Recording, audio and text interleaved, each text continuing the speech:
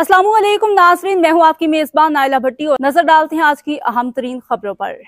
कराची पाकिस्तान मुस्लिम league नून के chairman और city counsellors का मुस्लिम लीग हाउस कारसाज में इजलास। कराची की सियासी सूरत हाल, सिटी काउंसिल में होने वाले 2025-26 के budget, Karachi water and sewerage corporation में दीगर इशूज़ पर मजमूई सूरत हाल पर तबादले ख्याल।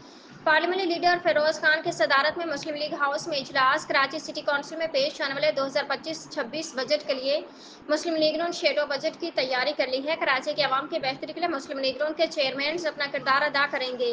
डिप्टी पार्लियामेंट्री लीडर दिलदार खोखर चेयरमैन ने मुश्तरका बयान में कहा कि कराची में पानी की गैर मुनसिफाना तकसीम पर वाटर एंड सीवरेज कारपोरेशन पर शदीद तहफ़्फ़ुज़ात का इजहार किया है। नाहल इंतजामिया कराची शहरों को पानी फराहम करने पर नाकाम है।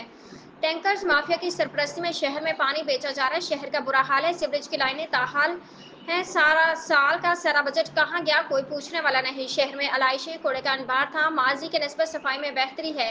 मजीद सफाई की मशीनरी और मुलाजमीन की ज़रूरत है।